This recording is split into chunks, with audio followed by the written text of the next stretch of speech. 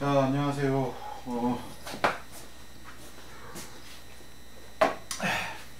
그럼 지난주에 봤던 사실은 오늘 찍고 있기 때문에 지금 옆방에서는 열심히 시험을 보는 학생이 하나 보이던데 지금 이 방에서 풀이를 지금 다 하고 있는 중입니다. 그래서 지난주 봤던 시험에 대해서 풀이를 살짝 해드리겠습니다. 풀이 과정은 뭐 전반적으로 길게 하지는 않겠고요. 간단합니다. 그래서 여러분들 시험 자체가 어렵지 않았기 때문에 쉽게 설명드리도록 하겠습니다. 먼저 이제 이 문제는 사실 되게 현실적인 문제예요. 그래서 우리가 폴스 피드백하는 텔러 오퍼레이션을 한다고 하면 실제로 이렇게 동일한 또는 동일하지 않은 것도 사실 가능합니다. 근데 여러분들이 이제 문제를 풀어보시면은 동일한 녀석의 경우에는 사이즈가 똑같을 뿐만 아니라 사실 사이즈가 중요한 게 아니라 사이즈가 얘는 예를 들어서 2자유도 여기도 3자유도 또는 얘는 길이가 길고 얘는 길이가 짧다 라고 하면 이 문제는 여러분들이 지난번 마지막 4번에서 다루신 것처럼 자코비안 트랜스포즈를 쓰는 것이기 때문에 자코비안은 뭐예요? 자코비안은 포워드 키네마틱스를 미분한 것이기 때문에 이쪽에 포워드 키네마틱스 이쪽에 포워드 키네마틱스가 다르더라도요 여기서 폴스 측정한 다음에 마스터 쪽에 자코비안이 기구만 들어가죠. 여기는 매스나 이너시아가 안 들어가기 때문에 길이에 대한 요소만 들어가기 때문에 폴스가 측정이 되면 거기에 맞춰서 여기가 3자유도든 100자유도든 우리는 자코비안 트랜스포즈로 쉽게 토크를 계산을 할 수가 있습니다. 그래서 이 부분이 의미하는 바는 그래서 동적인 어떤 영향성을 빼고 난다면 이쪽에 토크를 계산하는 것들은 이 녀석의 자코비안의 영향만 받으면 되고요. 여기는 자유도가 몇 자유도, 100자유도든 1000자유도든 폴스만 잴 수 있다면 적절한 토크를 이 부분에 자코비안 매트릭스만 갖고 푼다는 게 여러분들이 굉장히 주지하셔야 되는 사항 중에 하나입니다. 그래서 실제로 마스터하고 슬레이브를 보면 마스터는 연약한 조금 더 이렇게 간단하고 가볍고 시스템 다이나믹스 측면에서는 질량이 크면 유리할 게 별로 없죠. 그래서 질량이 되도록 좀 적게 나가고 크기도 이너시아가 작을수록 좋기 때문에 토크를 많이 내기 위해서는 이너시아가 커야 되기 때문에 되도록이면 작은 이너시아 그래서 길이도 좀 작은 것들을 많이 선호합니다. 대신에 슬라이브는 폴스 토크 센서만 붙어 있다면은 그냥 얘가 100자유도든 1000자유도든 여기에 폴스나 토크를 재서 자코비안 트랜스포즈로 여기에 전달하면 되기 때문에 마스터 쪽은 좀 작고 연약하게 슬레이브는 튼튼하게 만드는 게 첫 번째 어떤 큰 트렌드 중에 하나가 되겠습니다. 그런데 그럼에도 불구하고 왜 거대 로봇 건담이나 저 태권브이, 마징가 제트 이런 걸 안 만드냐면 슬레이브가 거대하면 거대할수록 이 슬레이브의 다이나믹스가 마스터 쪽에 다시 영향을 줍니다. 그러니까 슬레이브가 느릿느릿 움직이는 거대 로봇이라 그러면 되게 천천히 가면서 큰 토크가 나온 것들이 큰 토크 또는 폴스가 이쪽에 전달이 되면서 이 부분에 또 되게 느릿느릿 움직이게 느낌이 올 수밖에 없기 때문에 그래서 많은 경우에는 이 두 가지를 1대1 매칭을 하거나 아니면 얘가 굉장히 거대한 로봇이다 라고 하면 텔러 오퍼레이션 할 때는 이 녀석의 속도가 느리기 때문에 마스터 쪽도 굉장히 천천히 움직이도록 조작들을 합니다. 그래서 어떤 그런 성격을 여러분들이 느껴보시라고 한 거고요. 그래서 센서를 실제 설계를 해야 되는데 여러분들이 실제로 텔러 오퍼레이션을 해보거나 또는 폴스를 내가 잴 일이 있는데 폴스는 도대체 뭘로 재야 되나 FSR로 싸기 때문에 많이들 합니다. 근데 FSR을 쓸 때 되게 조심해야 되는 거는 이쪽에 수직 방향 폴스만을 재줘요. 옆으로 미는 슈어라든가 옆으로 미는 걸 슈어 폴스라고 부르는데 그런 것들은 재지질 못합니다. 물론 완전히 구겨지면 영향을 줄 수 있지만 기본적으로는 위에서 누르는 수직력들을 재는 도구이죠. 그러면 우리가 역학에 대한 것들을 조금만 생각을 해본다면 그리고 제가 텔러 오퍼레이션에서도 얘기했지만 이렇게 생긴 녀석으로 제가 여기서 이렇게 밀면 힘에 1로 누르면 이쪽에 힘이 1이 느껴지죠. 그리고 많은 사람들이 잘 못 믿는 것 중에 하나가 이 녀석의 경우에 지금 그 공합 파이프, 공합 배관이에요. 그래서 말랑말랑한 녀석인데 이렇게 말랑말랑한 녀석으로 여기서 1을 누르면 이게 자꾸 구부러지기 때문에 이쪽에도 1이라는 힘이 전달된다는 걸 자꾸 놓칩니다. 근데 스프링이 됐던 종이가 됐던 여기를 제가 1로 누르게 되면 이쪽에도 전달되는 힘은 반드시 1입니다. 왜냐하면 내가 이렇게 많이 구부러진다라는 건 얘가 K 값이 낮고 K를 갖고 있지만 변이가 컸기 때문에 K는 낮고 변이는 크기 때문에 전달되는 힘의 F는 역시 똑같다는 얘기입니다. 그래서 힘이 안 느껴질 것 같죠? 여러분들 실제로 뭔가 철사라든가 이런 플라스틱 자 가지고서 이렇게 눌러보시면은 얘가 반드시 힘을 받습니다. 동일한 힘을 받아요.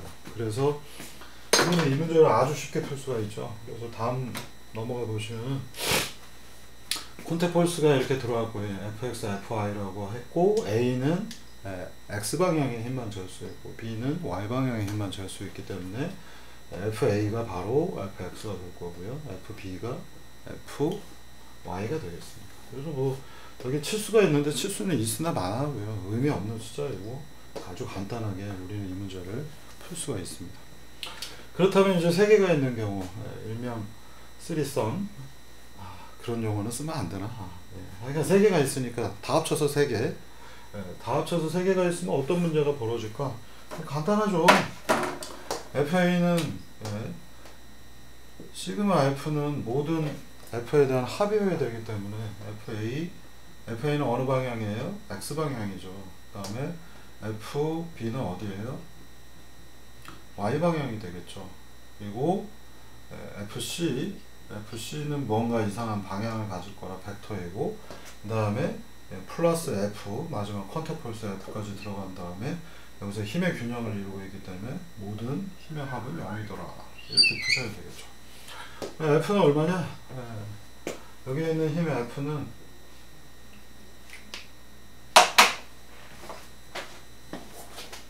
여기 있는 힘의 F는 넘어와서 마이너스 FA X방향, 마이너스 FB Y방향, 마이너스 FC, 그리고 FC는 무슨 벡터 방향이에요? 이쪽 방향이죠? 그러면 여기가 30도니까 FC는 코사인 30도 2분의 루트 3 X 플러스 2분의 1 Y 라고 답이 나오겠습니다. 그래서 모든 힘의 F는 이것들의 조합으로 펼쳐지는 거죠. 그래서 내가 모양을 어떤 형태로 배치를 했는가가 굉장히 중요합니다. 이 모양이 30도면 그걸 토대로 해서 단위 벡터, 바로 이 벡터로 구한 거죠.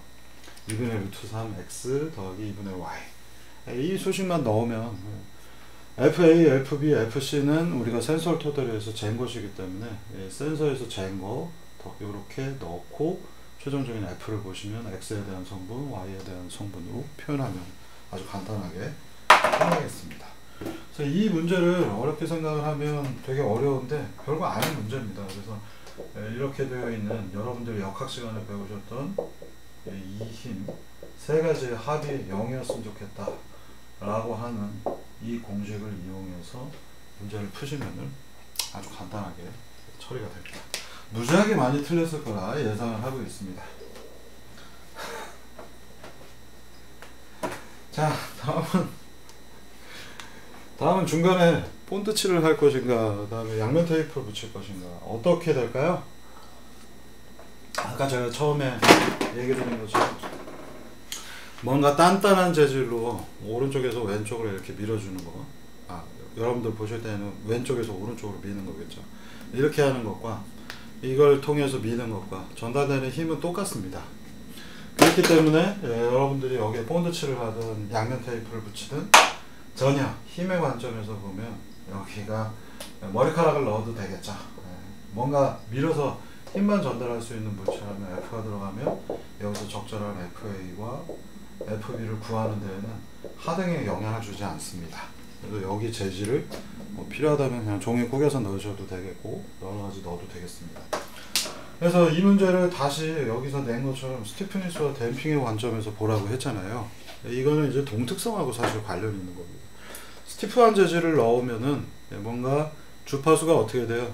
우리가 그때 오메가 n 스퀘어는 k 오버 m 이렇게 표현을 했기 때문에 k 값이 높으면 높을수록 우리가 단단한 소재들을 써서 이 중간에 물체들을 고정을 한다면은 얘는 고주파 특성을 갖습니다. 그러니까 이 녀석의 주파수 대역이 고주파 영역까지 쭉 올라가기 때문에 단단한 것들을 쓰게 되면, 자 여기서 여러분들이 이거 착각할까봐 제가 정확하게 얘기 드리면, 하나 1번과 2번, 하나는 정적인 문제, 하나는 동적인 문제, 구별을 하셔야 된다는 겁니다.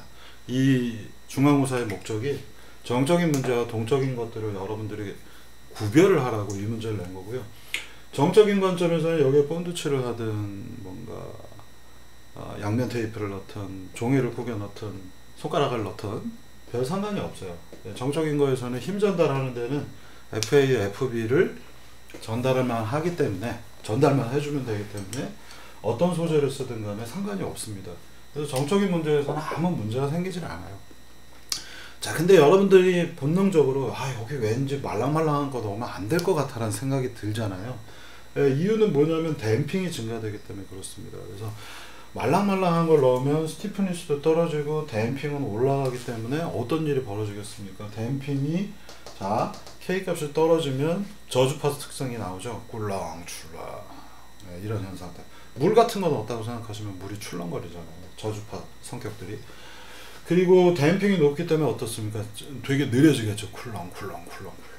여기에서 힘 F가 갑자기 펑 하고 들어오면, 이게 질량도 갖고 있고 여기 재질들이 말랑말랑한 녀석이 들어가면 무언가 시스템 주파수 대역들이 낮아지기 시작하면서 뭔가 흔들흔들. ADC로 재보면은 여기를 말랑말랑한 걸 쓰게 되면 쿵 하고 부딪힌 순간에 데이터가 계속 이렇게 흔들리다가 멈추는 현상을 보실 겁니다. 이게 동적 패턴인 거예요. 근데 이 부분을 되게 단단한 재질로 본드칠을 해서 딱 붙여버렸다, 뭐 아주 나이스하게, 그리고 쾅 하고 부딪히면 띵 하고 말겠죠. 고주파인 겁니다. 띠용 하고 흔들림이, 이 부분의 물체들이 말랑말랑하기 때문에 띠용 하고 흔들리면 저주파로 넘어가기 때문에 살짝 느리게 부딪혔을 때 주파수 특성들이 좋지가 않을 거고요. 단단하게 만들면 띵, 고주파 쪽이기 때문에 여기에 충격을 빨리 이쪽에서 디텍트해서 데이터로 ADC로 보여주기가 좋습니다. 그래서 목표에 맞게 만들어야 되는 겁니다. 쉽게 말하면. 그래서 내가 여기에 힘 F가 쿵 하고 부딪혔는데 살짝 부딪힌 것도 빨리 알고 싶다. 어떻게 해야 되겠어요? 단단하게 만들어야 되겠죠. 살짝 부딪혔는데 그거 뭐 별로 중요하지 않아, 세게 부딪힌 것만 알면 돼 라고 하면 여기에 말랑말랑하게 만드셔도 상관이 없습니다. 이런 것들이 주파수의 영역들의 특징을 토대로 센서를 설계하는 요령 중에 하나인 겁니다. 그래서 내가 천천히 누르는 살짝 부딪힌 걸 알고 싶다. 여기 단단하게 해야 되죠. 저주파 성격이 좋아져야 되니 이 녀석을 단단하게 만들어서 주파수 영역을, 고유준동수, 고유주파수 영역을 높은 데로 쭉 올려야 이쪽에 쿵 하고 부딪힌 느낌이 여기에 빨리 전달이 되겠죠. 근데 나는 세게 친 것만 전달하면 되고 살짝 부딪힌 거는 무시해도 돼 라고 한다면, 이 부분을 말랑말랑한 소재로 만들어서 쿵 하고 부딪히면 여기에 값이 약간만 그냥 천천히 흔들리고, 세게 쾅 부딪힌 것만 팍 체크를 하고 싶을 때는 말랑말랑한 소재를 써도 좋습니다. 그래서 제가 맨날 그 수업 시간에도 얘기했지만, 여러분들이 센서를 쓰실 때는 센서의 데이터 시트를 보시면은, 내가 쓰고자 하는 문제가 정적인 문제인가, 내가 하고자 하는 문제가 동적인 문제인가, 이거부터 먼저 판단을 하고, 그 다음에 내가 정적인 문제면 소재는 아무거나 써도 좋습니다. 근데 동적인 문제라면 이 녀석이 저주파 특성이 좋아야 되는가, 고주파 특성이 좋아야 되는 걸 먼저 판단을 하셔야 되는 거고요. 그래서 뭐 이런 걸 모르고 설계를 하는 게 바로 될 때까지, 잘 나올 때까지 무한 반복하는 그런 경우이고요. 거의 모든 종류의 이런 설계 문제들은 여러분들이, 제가 이 수업에서 막 엄청난 그 손으로 푸는 걸 강조하지는 않습니다. 근데 기본적으로 내가 이걸 말랑말랑하게 해야 될까, 단단하게 해야 될까, 둘 중에 하나잖아요. 네? 둘 중에 하나가 잘못된 선택을 하면 그거는 될 때까지 계속 해보는 거기 때문에, 그런 실수를 줄이기 위해서 아주 직관적으로만 설명을 드리고 있습니다. 나머지 문제도 똑같습니다. 자, 3-1번. 그래서 우리가 본딩을 했을 때 어떤 문제가 생기는가, 말랑말랑한 것과 단단한 것 두 가지 중에 우리가 이걸 스티프니스 댐핑의 관점에서 본다면, 정적인 문제는 아무거나 상관이 없다. 근데 동적인 문제에서는 내가 저주파 특성을 좋게 해야 되는가, 고주파 특징을 좋게 해야 되는가. 저주파 대역까지 좋게 하려면 스티프하게 되게 단단하게 고정을 해야 되겠고, 고주파 특성만 좋아야 된다면 풀로 붙이든 본드로 붙이든 적당히 붙여서 말랑말랑해도 상관이 없습니다. 이게 바로 정답이 되겠고요. 정답에 가깝습니다. 뭐 설계적인 관점이기 때문에 여러분들이 모든 걸 다 언급을 하진 않았을 거고 일부 토대로 해서 점수 결정하도록 하겠고요. 그래서 레드볼 빨간 거 지금 여기 보시면 이 녀석도 어떻게 만들어야 되는가 똑같습니다. 여기 있는 이 문제하고 똑같은 예제입니다. 단 얘의 경우에는 질량을 되게 많이 갖고 있죠. 여기는 본딩 했기 때문에 되게 작은 질량이 들어갔을 텐데 얘는 기본적으로 구조물이잖아요. 그래서 얘의 무게는 무거운 게 좋을까요? 가벼운 게 좋을까요? 일단 첫 번째, 무거운 게 좋을까요? 가벼운 게 좋을까요? 당연히 센서니까. 이 센서가 여기가 100kg가 들어가면 로봇 만들기 어렵잖아요. 당연히 얘는 가벼운 게 좋습니다. 근데 가벼운 게 좋다와 스티프니스가 좋냐 나쁘냐 하고 또 별개의 문제죠. 왜냐하면 물성치가 다르니까. 매스는 가벼우면 가벼울수록 좋아요. 그래서 예를 들면 스틸하고 스펀지를 골라야 되는데 스틸이 무거우니까 스펀지가 좋나? 근데 스펀지의 입장은 또 어때요? 아까도 이 본딩 문제에서 얘기 드렸지만 스펀지의 경우에는 이 녀석 자체가 뭘 가져요? 댐핑을 가져. 그리고 스틸의 경우에는 얘가 스티프니스를 갖죠. 그래서 여러분들이 되게 조심해서 문제를 보셔야 되는 게 스펀지 그리고 스틸 이렇게 되어 있는데 일단 무게라고 하는 관점에서는 무게가 가벼우면 가벼울수록 좋습니다. K는 어떤 게 좋을까요? 예, 스티프니스. 스티프니스는 아까도 얘기 드렸지만 주파수 영역을 높게 하기 위해서는 내가 이 녀석의 특징을 고주파 대역으로 옮겨놓으면 좋기 때문에 K 값이 높으면 높을수록 좋습니다. 댐핑은 어떨까요? 댐핑. 예, D로 그냥 써놓겠습니다. 댐핑이 크면 어떻게 돼요? 이 녀석은 시스템 전체가 느려지니까 주파수 영역이 역시 또 같이 느려지죠. 그래서 댐핑은 작으면 작을수록 좋은 겁니다. 이런 소재를 고른다면 여러분들이 뭐가 있을까 하고 생각을 해보세요. 매스는 되게 적게 나가고 K 값은 되게 크고 댐핑은 거의 없어야 됩니다. 거의 그냥 단단한 걸 얘기하는 거죠. 예? 단단한 거. 예, 이런 소재 중에 아주 대표적인 게 뭐냐면 카본 파이버입니다. 그래서 카본대, 낚싯대. 예, 왜 낚싯대를 카본대를 선호하는가? 예, 양태규 교수님 좋아하시는 물어보시면 되겠고, 카본대의 경우는 알루미늄대하고 차이가 있죠. 그러니까 저는 이걸 낚시의 관점에서 설명하는 게 아니라 낚시의 관점은 양태규 교수님한테 물어보시고, 저는 공대 입장에서 공학적인 입장에서 물어본다면 알루미늄대보다 카본대가 탄소 파이버로 만들어져 있으니까 매스가 적게 나가니까 좋죠. 내가 느낌이 좋은 거예요. 한마디로 카본대가. 그 다음에 K 값은 어때요? 스틸도 굉장히 K가 높습니다만 카본도 굉장히 높아요. 그래서 자전거 또는 자동차 이런 데도 많이 쓰고 있죠. K가 높습니다. 댐핑은 어떻게 했어요? 기본적으로 K 값이 높기 때문에 댐핑이 굉장히 낮죠. 물론 이제 이건 K하고 댐핑을 우리가 다른 소재로 얘기할 수 있습니다만 일반적으로 스티프한 것들이 댐핑이 낮습니다. 그렇기 때문에 미묘한 물고기의 움직임을 재기 위해서 낚싯대를 쓸 때 이렇게 말랑말랑한 이런 걸 쓰지 않고요. 이게 물었는지 안 물었는지 알 수가 없잖아요. 직관적으로 보시면 되잖아요. 여기에 물고기가 있는데 이게 물은 거야, 바닷물이 출렁이는 거야, 알 수가 없기 때문에 굉장히 단단한 소재이고 가벼운 걸 써서 고주파 대역에 주파수 대역을 넓게 하고, 그리고 무게도 적기 때문에 느낌이 살랑살랑살랑 잘 오는 것들이 선호하게 되는 겁니다. 그래서 이 레드볼의 경우에는 여러분들이 이런 물성치를 고려하셔서 생각을 하시는 게 정답이겠고요. 그래서 두 번째 문제의 경우에는 뭐 스틸이 좋냐 스펀지가 좋냐 이 자체는 의미가 없고 각각의 소재가 갖고 있는 특징, 방금 얘기 드린 대로 매스는 낮을수록 좋겠고 K 값은 높은 게 고주파 영역에서의 특징이 좋습니다. 이 동적 측면에서 그런 거고요. 폴스 디텍션 관점에서 보면 무슨 재질로 쓰나 똑같습니다. 아까도 얘기했잖아요. 그래서 빨간 공이 스펀지를 쓰든 스틸을 쓰든 정적인 문제에서는 폴스가 그대로 전달이 되기 때문에 여기가 말랑인다고 여기서 누르면 폴스가 전달이 안 되겠어요? 되잖아요. 여기가 단단하든 말랑이든 누르게 되면 스프링과 댐퍼를 토대로 해서 이쪽에 힘이 전달이 되기 때문에 정적인 문제인 폴스 디텍션 관점에서 보면 똑같습니다. 그런데 시스템 다이내믹스 관점에서 보면 스펀지나 스틸 이거는 그냥 제가 미끼를 던진 거고요. 그 다음에 매스가 높냐 작냐, 그리고 스티프니스가 높냐 작냐, 댐핑이 높냐 작냐가 제가 여기서 원하는 정답이 되겠습니다. 자, 그 다음에 프로블럼 3-3은 FSR 센서 이미 1번엔 2개 썼고 2번에는 3개를 썼어요. 근데 얘가 잴 수 있는 최대치가 제한이 걸려 있다면 어떻게 하면 되겠어요? 많이 쓰면 되겠죠. 그죠? 물론 FSR을 바꿀 수도 있겠습니다만 얘를 기본적으로 많이 쓰면 이쪽으로 힘이 들어오면 여기로 A, B, C 3개 파트로 분산되잖아요. 우리가 힘은 하나 들어왔는데 2개 쓸 때는 이렇게 버텨야 되겠지만, 이렇게 버텨야 되겠지만 3개가 있으면 이렇게 3개가 버티잖아요. 그렇기 때문에 각각 3개의 최대치가 걸리는 양들이 작은 여러 개를 배치하는 게 사실 베스트입니다. 왜 그러냐면 B가 버틸 수 있는 거에 한계가 있는데, 이렇게 버텼을 때 이렇게 외력 컨택 펄스가 들어왔을 때 B가 잘 재주고 있는데, 얘가 각도가 이렇게 재주면 A는 역할을 못하겠죠. 대신에 C는 조금 받쳐주죠. B는 많이 받쳐주고 있죠.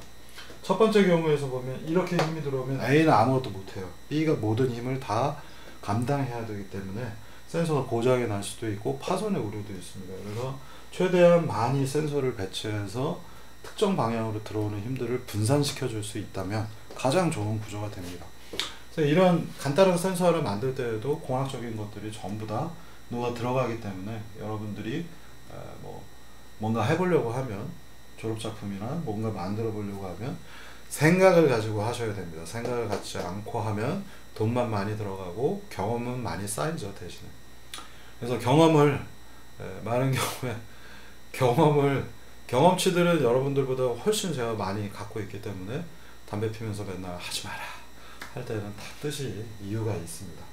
제가 뒤에서도 오늘 수업이 끝날 때쯤에 5년에 걸쳐서 제가 하지 말라고 한 걸 했다가 어떤 일이 벌어졌는지 얘기 한번 드리겠습니다.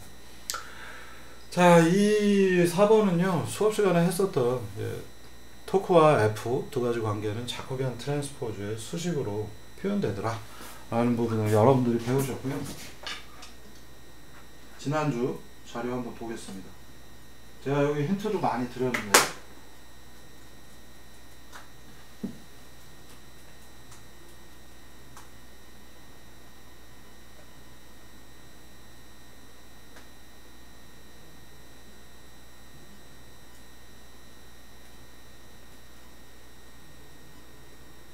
어디 갔어? 여기 바로 이 수식을 이용하는 것이 여러분들의 미션이었습니다. 토크는 자코비안 트랜스포즈 F라고 하는 수식을 이용을 하시면 이 문제를 깔끔하게 해결을 할 수 있습니다. 많이 틀렸을 것 같아요.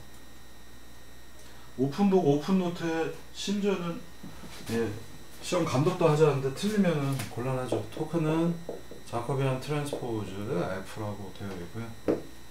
여러분들은 이 문제를 풀기 위해서 가상의 힘 F, 여기 있는 슬라이브에서 실제 측정한 힘 F가 방향성으로 들어오게 되면 F를 계산해서 Fx하고 Fy 두 개밖에 없잖아요. 자코비안 트랜스포즈를 계산해서 여기 Fx, Fy 지금 숫자로는 어디 갔어? 마이너스 50에 마이너스 30이죠. 이렇게 대입하시면 이걸 풀기만 하면 토크가 나옵니다. 그래서 자코비안 구하는 것들은 뭐 많이 했기 때문에 어려울 게 하나도 없고요. 트랜스포즈를 쓴다는 게 한 가지 차이점이 되겠습니다. 그래서 자, 자코비안 어떻게 돼요? 자, x는 l은 c1 플러스 l2 c12 각각의 길이 1이기 때문에 c1 플러스 c12 y는 l1 l2 다 1이니까 빼버리고 나면 sin 더하기 sin 12 자코비안은 세타 1으로 미분하니까 sin 1 마이너스 sin 12 여기 2에 대해서 하면 마이너스 s12 여기는 코사인 1 코사인 12 코사인 12 이렇게 나오겠죠. 자, 근데 우리는 자코비안 트랜스포즈를 써야 되기 때문에 자코비안 트랜스포즈는 어떻게 돼요? 서로 행과 열이 바뀌죠. 마이너스 사인 1, 마이너스 사인 1, 2 코사인 1 플러스 코사인 1, 2 마이너스 사인 1, 2 코사인 1, 2 이 문제는 너무나 간단하고 쉽기 때문에 방향 과정이 틀리거나 하면 어떡하라고 도대체, 그죠? 그래서 30도하고 45도 대입하면 되니까, 예, 여기, 이건 암산으로 풀기 좀 어렵네.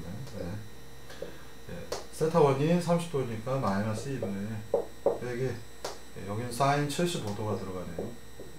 계산하시고, 마이너스 사인 75도. 계산기 넣으시거나 아니면 사인 세타 1 플러스 세타 2는 여기가 30도이고 현재 45도이니까 사인 코사인 30, 45 플러스 코사인 30, 사인 45도로 푸셔도 상관이 없겠습니다. 그러면 맞아요. 이렇게 해서 풀어볼까요? 사인 30도 그러면 여기 빼기 2분의 1 2분의 루트 2 2분의 루트 3 2분의 루트 2 하나 이렇게 끝나겠죠. 여기도 똑같이 푸시면 되겠고요. 그럼 코사인 1 더하기 코사인 1, 2니까 30도 들어가서 2분의 루트 3 플러스 코사인 75도 똑같습니다. 여기도 코사인 75도. 코사인은 코코 더하기 사인, 코코 빼기 사인 하셔도 풀어도 되겠습니다. 마저 푸셔도 좋겠고 그냥 이대로 내비두셔도 좋겠고요. 이 결과 자코비안 트랜스포즈에다가 아까 얘기 드렸던 마이너스 얼마였어요? 50과 마이너스 30을 이 매트릭스에다가 곱만 해주면 토프 1이 이쪽 첫 번째 거.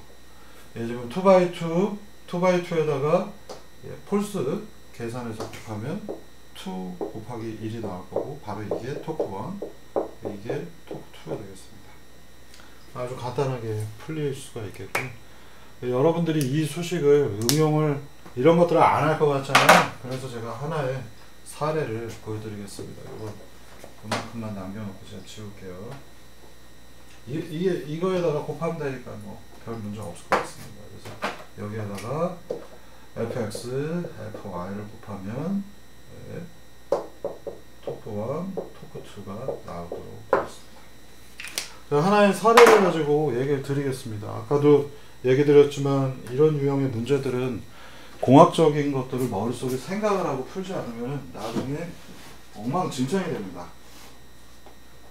작년에 아마 제 방에 오셨던 분들 중에 이런 거를 보신 분이 있으실지 모르겠어요. 이거는 하나의 사례인데요.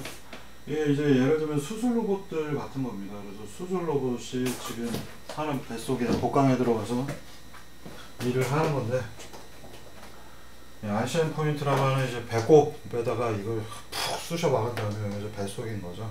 그래서 바깥쪽에서 뭔가 움직이면 이 안에 있는 녀석의 집게발을 움직이는 것도 뭐 수술용 로봇을 쓰는 것이고 이런 유형의 슬레이브들을 움직이기 위해서 마스터들이 필요합니다. 그래서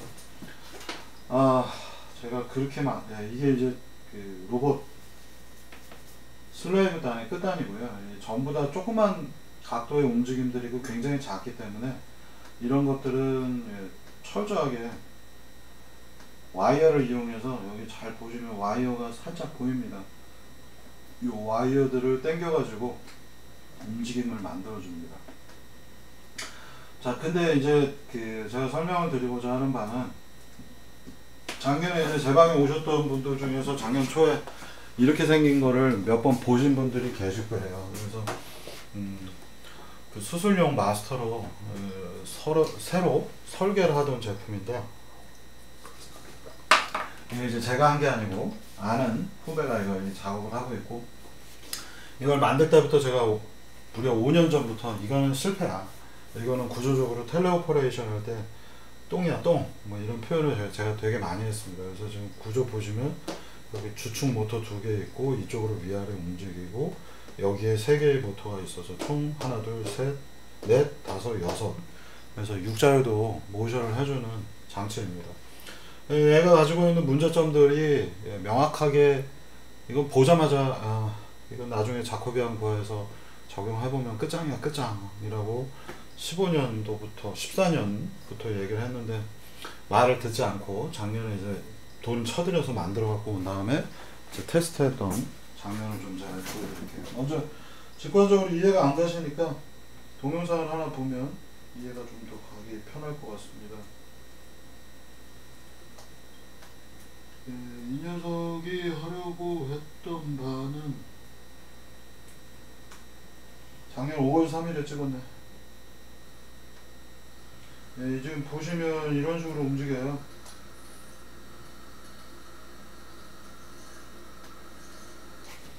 예, 왼쪽에 워낙에 이제 좀 통신 속도도 문제가 있어서 좀 느린데, 왼쪽에 이제 마스터가 있고요, 오른쪽에 슬레이브 있습니다. 그리고 이쪽에 간이 리버, 예, 뱃속에 있는 간이, 예, 사운드를 좀 끄겠습니다. 예, 중간중간에 안 좋은 얘기도 많이 하기 때문에, 예, 사운드 끄겠고요.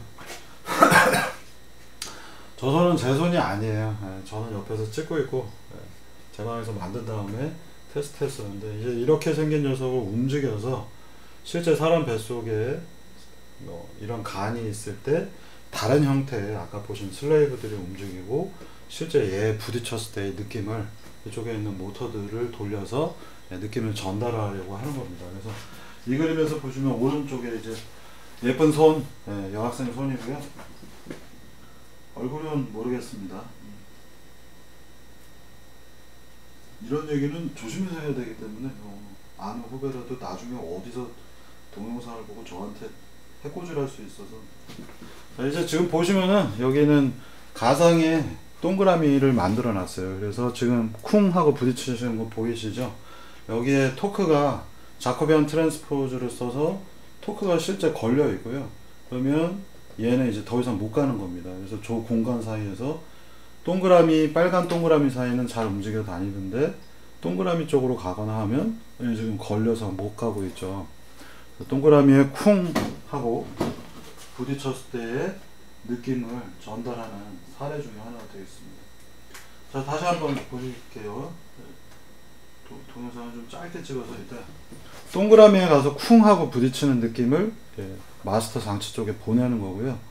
자코비안 트랜스포즈를 써서 실제로 부딪혔을 때 이 부분들의 토크들을 생성을 했기 때문에 로봇이 더 이상 못 가고 쿵 하는 느낌이 나게 만드는 겁니다. 그리고 저기에 동그라미를 쓰고 있어서 이 동그라미 주변에서는 이렇게 뭔가 동그라미로 흐른 듯한 느낌이 나도록 만드는 것들이 폴스 피드백 하는 문제들입니다. 자, 그래서 이거를 하기 위해서 어떤 과정이 필요했냐면요, 여러분들이 이런 문제들을 아이씨 뭐 대충 쾅하고 부딪히면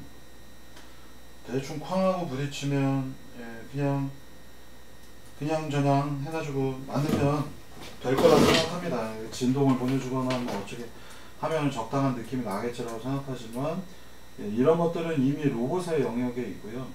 관절들이 굉장히 많기 때문에 연산량도 굉장히 많이 들어갑니다. 그래서 제가 실제로 사례를 여러분들이 한번 보시면은 어느 정도의 연산량들이 필요한가를 좀 보실 수 있을 것 같아요. 그래서 실제 이걸 갖다 놓고 제가 작년 중간고사 기간에 풀어서 여기에 이제 짐벌 구조가 있기 때문에 호모지니어스 매트릭스 오른쪽 보시는 것처럼 6개가 총 출동이 되어 있고요. 인버스는 다행히 풀 수 있어서 제가 풀었고, 매트랩으로 여러분들 그 심벌릭 연산하는 것들 여러분들 쓰셨던 방법과 똑같습니다. 그래서 식이 복잡할 뿐이지 과정은 똑같고요. 그래서 여기서 몇 가지를 이제 쉽게 분해를 해서 인버스 이런 식으로 구하고 가비지 솔루션들 버리고, 그래서 최종적으로 모아서 이 짐벌 구조가 이런 식으로 각각의 구조들을 인버스를 풀어서, 그리고 여기 이제 보시면 여러분들 그 자코비안 매트릭스 풀면서 감으로 많이 배우셨습니다만, 이런 문제들은 사인 세타 2는 탄젠트 세타 3 나누기 탄젠트 세타 1이기 때문에 세타 1이 0이면 어떻게 되겠어요? 싱귤러한 문제가 되겠죠. 풀 수 없는 문제들. 그래서 각종 싱귤러 포지션일 때 어떻게 푸는가에 대해서 또 다른 편법으로 다른 이퀘이션들로 푸는 방법들 이렇게 처리했습니다. 그래서 여러분들이 여태까지 배우셨던 것들을 잘 응용을 하시는 것들이고요. 그래서 세타 1이 0일 때 싱귤러들이 대부분 많이 발생을 해서 이제 피해가는 솔루션들 다 만든 거고요. 그리고 뒤에 가서 보시면 이제 컨트롤 할 때 이슈도 나오고, 똑같죠? 아까 얘기 드린 대로 토크는 자코비안 트랜스포즈 FS 슬레이브 쪽에 힘을 얻어서 자코비안 트랜스포즈를 곱해서 M 마스터입니다. 마스터 쪽에 토크를 만들어야 되더라. 자, 근데 문제는 뭐냐면 이 힘 FS는 토크, 이 경우에는 토크 센서하고 폴스 센서를 썼기 때문에 걔들의 양이 약간의 우리가 측정한 값 대비 뭔가 스프링 개수, 상수를 하나 써서 튜닝하는 작업들이 필요한 거고요. 힘을 줬을 때 그 힘과 토크 간의 관계는 자코비안 트랜스포즈로 연결이 되지만 이 토크를 정확하게 여기에는 10Nm 모터에 내라고 하는 것들이 안 되기 때문에 중간에 PWM 같은 걸 쓰기 때문에 개인 값이 추가로 들어가야 되겠습니다. 그래서 PF 컨트롤을 했던 거고요. 그래서 이게 자코비안 트랜스포즈가 필요해서 자코비안 트랜스포즈를 다 곱해서 풉니다. 지금 보시면 수식상으로는 되게 짧게 보이겠습니다만 워낙 복잡해서 이렇게 써놓은 거고요. 코드상에서 직접 보시면은 실제로 여기 보시면 JM이라는 함수가 있고요. 한번 눈여겨서 보시면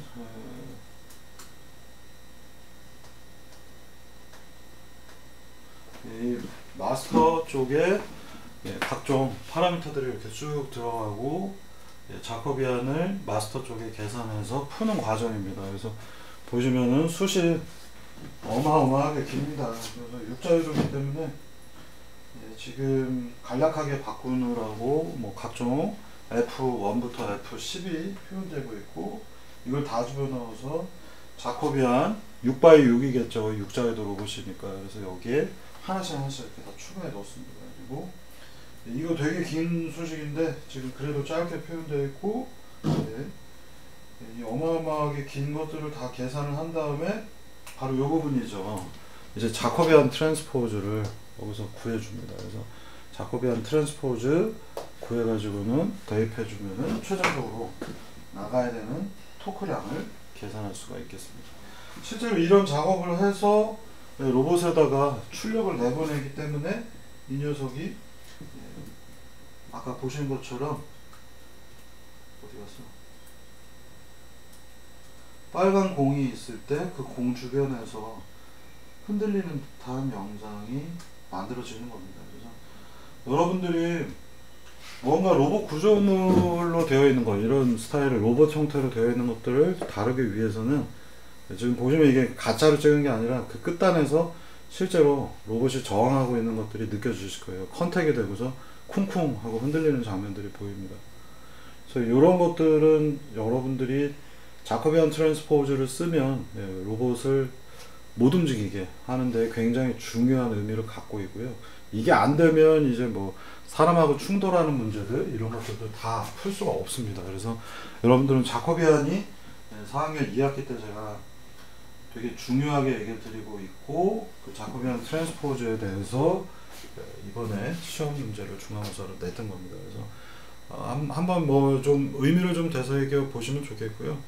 간단하게 여러분들이 자꾸 텔레 오퍼레이션은 그냥 여기서 이렇게 움직이는 거 이렇게만 생각을 하시는데 그거는 그냥 저 네트워크로 하는 인형 노름이고 실제로 텔레 오퍼레이션은 피드백 관계들이 굉장히 중요하고 굉장히 여러분들이 아셔야 되는 게 많아서 이번에 딴 건 모르겠지만 자코비안 트랜스포즈는 여러분들이 느껴보시라고 시험 문제로 한번 만들어 봤습니다. 그래서 푸시느라 수고들 했고요. 아마 점수는 뭐 배점 전체는 되게 높지 않습니다. 그러니까 이게 중간고사가 원격 강의에서의 중간 과정으로 본 거기 때문에 출석 체크나 여러 가지 여러분들이 강의를 잘하고 있는지에 대한 평가 정도라서 10% 20% 미만 정도가 되지 않을까 싶습니다. 근데 마지막에 가서 이제 장기화가 돼서 수업을 잘 못하게 되면 중간고사 비율이 높아질 수 있으니 잘 보시는 게 좋고요.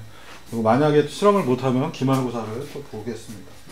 수고하셨습니다. 이걸로 설명 풀이 마치도록 하겠습니다.